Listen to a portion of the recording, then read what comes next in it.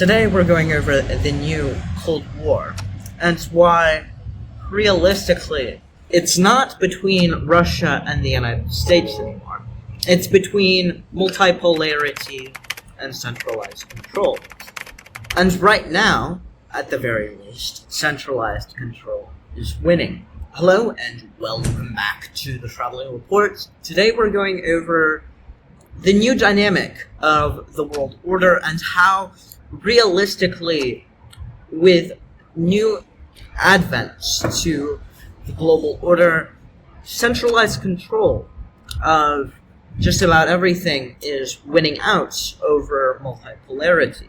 And when people hear this, they often think that it means government, and it means, two states fighting over each other. I wouldn't say it does, because, for instance, China has the same exact tendencies to spy on their citizens, to spy on other people's citizens within China, as the US. And the US has the NSA, which, of course, leads to a very wide gap between what is, in essence, the quote-unquote old guard versus the new guard.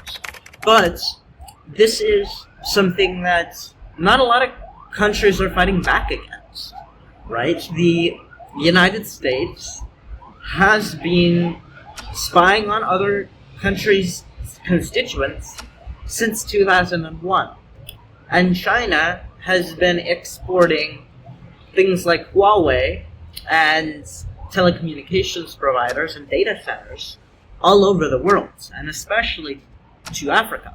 And the countries that truly care about strategic autonomy, these are countries like Georgia, like Uzbekistan, like Vietnam.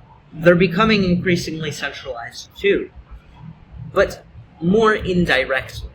And so, with this being the case, you have an increasing amount of issues with the multipolar ideation, because if everyone wants central control, then there is no multipolarity in entirety. And so everything is becoming interconnected, and the globalization of the world has only furthered this reality. And so, even though people are quote-unquote friendshoring, it has not been as protective of sovereignty this time. And I think that what this means, in essence, is you are becoming more and more able to have a globalized world, but you're becoming less and less anonymous. You're becoming less and less able to have privacy. And I've talked about some of the ways to fix this, and I believe that, of course, what you should be looking towards in these trying times is indeed second citizenships.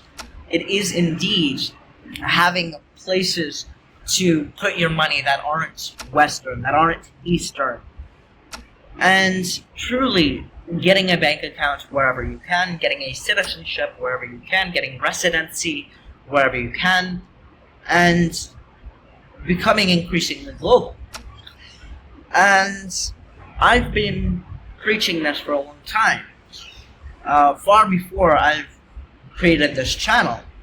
And I remember a story back in 2020 where Bitcoin Jesus went to jail for seemingly what was avoidable circumstances. And of course, the US always has some level of grip over Spain. But this shows that with this being the case, you're increasingly not safe where you are solely.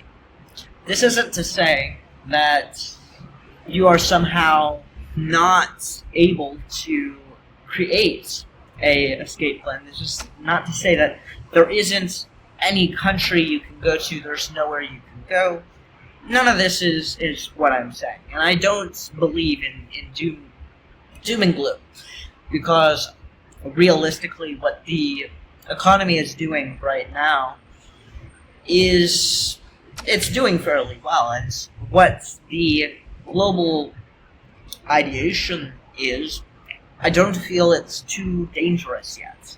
However, if you do want optionality, which I think that most of us do, I believe that you should start quickly, as more and more programs for citizenship are being closed. More and more people are being unable to go through with things because of this change of global order and because of this new Cold War.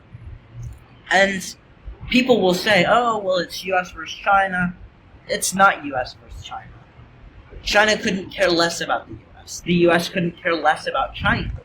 What they care about is their interests as governments.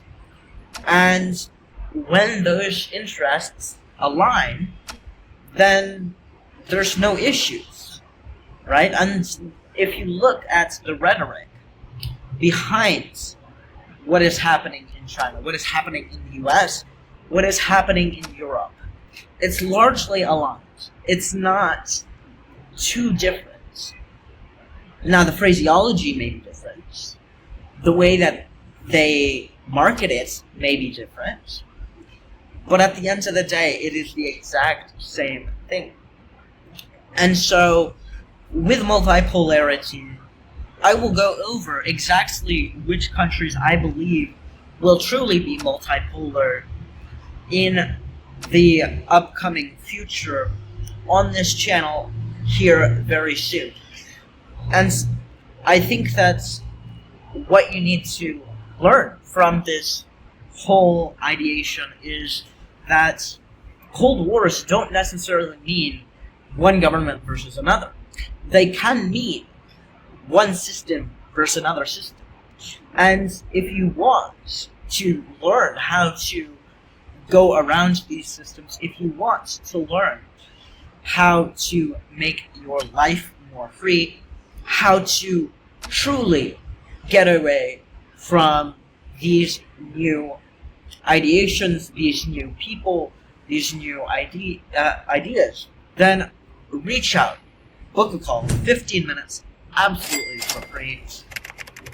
And if you enjoyed this video about the new global Cold War, I would appreciate a like. If you really liked it, feel free to share it with your friends. If you are looking for a way to join me on this journey of internationalization and globalization, I would appreciate a subscription. This has been the Trolling Report, signing off.